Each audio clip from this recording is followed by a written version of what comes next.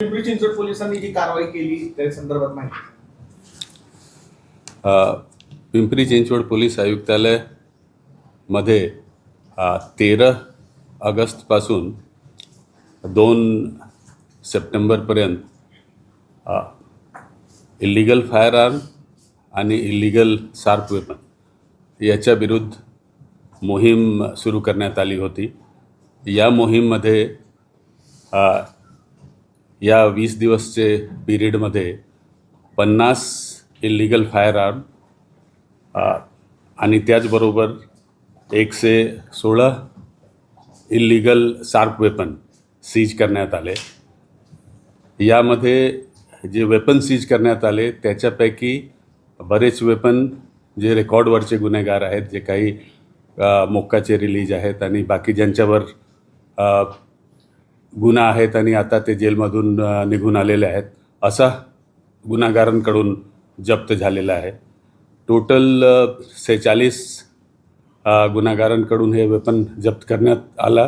त्याच्यापैकी 25 गुन्हेगार हे रेकॉर्डवरचे होते.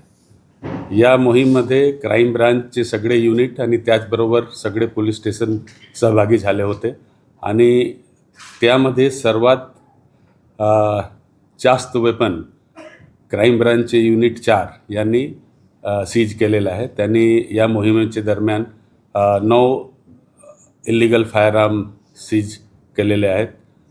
त्याच्यानंतर एंटी गुंडा एस्क्वॉड त्यांनी 7 फायर आर्म या पिरियडमध्ये सीज केलेलं आहे. एकंदरीत क्राईम ब्रांचने 28 फायर आर्म आणि त्याचबरोबर police स्टेशनची टीम्सने 22 illegal fire arm seize केलेले आहेत. एकंदरीतच अधिकाऱ्यांमध्ये अशी एक स्पर्धा दिसते क्राईमला जे आहे ते ओपन करण्यासाठी, कारण की आपण मागे देखील मागच्या वर्षी देखील अशाच पद्धतीने प्रेस कॉन्फरन्स घेतली होती. याच्यामध्ये आपले क्राईम ब्रांचचे वेगवेगळे युनिट्स आहेत आणि त्याचबरोबर जे पोलीस स्टेशनचे डिटेक्शन ब्रांचेस आहेत ते या मोहीममध्ये सहभागी झाले होते आणि याच्यामध्ये आपण सुरुवातीपासून ज्यांची चांगली कामगिरी राहील त्यांना आपण प्रोत्साहित करणार आहोत असं सुरुवातीपासून सांगितलं होतं. चांगला प्रतिसाद मिळाले. सगळ्यांनी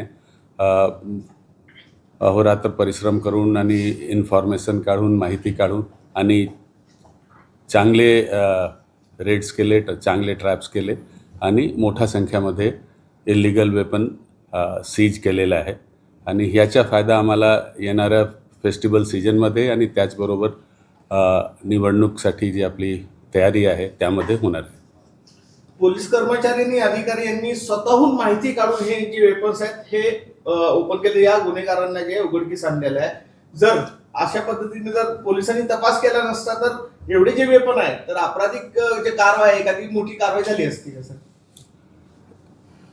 हे या कारवाईचा पॉझिटिव्ह प्रतिसाद नक्की होणार आहे. हे सगळे वेपन जे आहेत त्याच्यापैकी पण बरेच वेपन जे आहेत ते रेकॉर्डवरचे गुन्हेगारांकडे आपल्याला सापडलेले आहेत.